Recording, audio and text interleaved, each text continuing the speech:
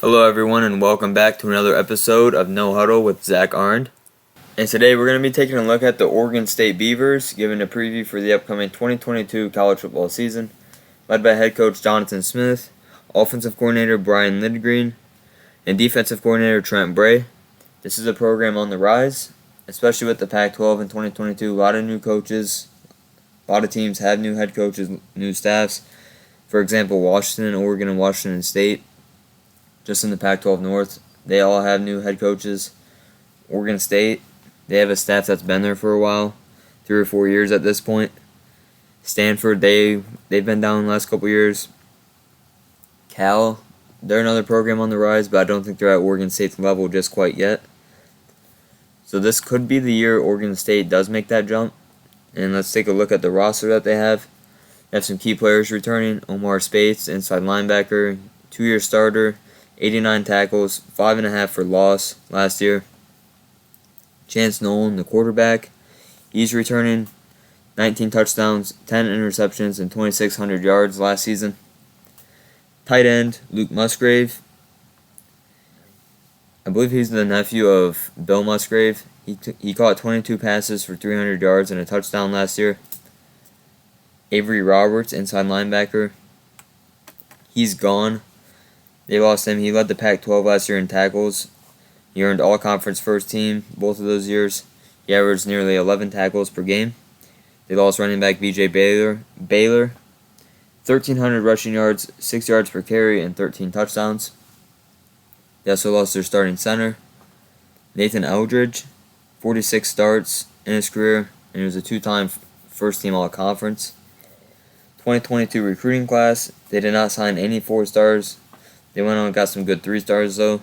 Matthias Malachi Donaldson, edge out of California, and Melvin Jordan, linebacker out of Florida. Looking at this roster, some new receivers. New guys have to step up and start this year. Trayshawn Harrison, Tyjon Lindsley, Anthony Gold, Micaiah Tung, Silas Bolden, and Josiah Irish make up the receiving room. Offensive line, you have Joshua Gray, Marco Brewer, Jake Levengood, Brandon Kuiper, and Tausad Fuaga.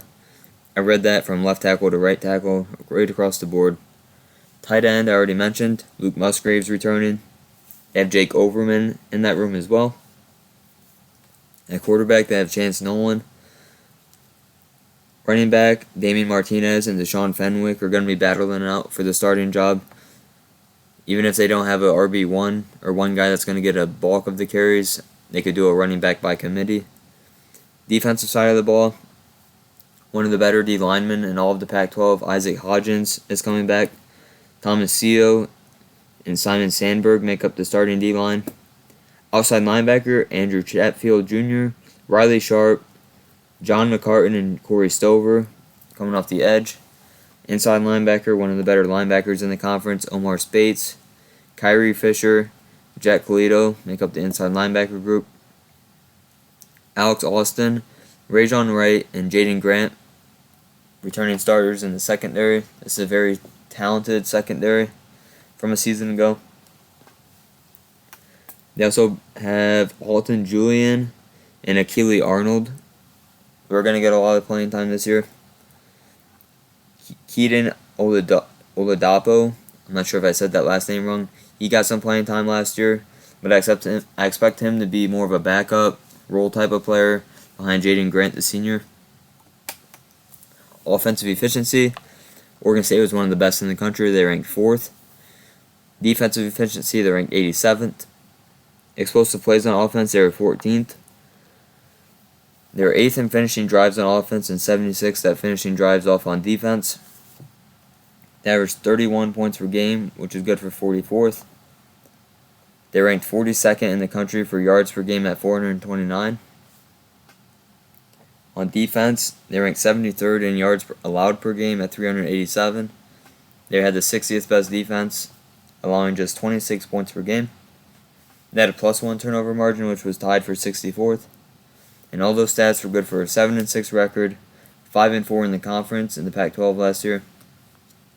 They did lose the LA Bowl to Utah State 13-24. So they had a possibility of going 8-5, which is a very successful season for Oregon State. Looking ahead to 2022, I have the Beavers going 7-5 with a couple of big wins along the way. For example, the first 2 weeks, Boise State and then at Fresno State. Very tough out-of-conference schedule here. I think they win both of those in very good games. I think they'll get the W. Then they have a cakewalk game against Montana State. That's another win. So 3-0. Tough stretch of games here. USC, Utah, and then at Stanford. I think USC, Utah, definitely a loss. They're going to be competitive in those games. I just don't think they'll be able to win. At Stanford, that's the same way. It's at Stanford. If this was up in Corvallis, I'd probably go with the Beavers. But I'm going to go with Stanford here, getting a win, defending their home turf. Washington State. Oregon State's home for this one. I'm going to go with the Beavers. Also, I'm going to take the Beavers beating Colorado. At Washington, I have Oregon State losing there up in Seattle. I think they'll bounce back with a win against Cal. They're home for that game.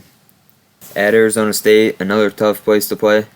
I think Oregon State's going to go in and get the W there as well. Finishing off the year, rivalry game against Oregon. I think Oregon State will lose that game. I expect that game to be very good, very competitive game. Like I said, a lot of new coaching staffs, and Oregon's an example. You never know what can happen. So that puts the Oregon State Beavers at 7-5 in 2022. Possibility of finishing 8-5, winning their bowl game in John Smith's 5th season up in Corvallis.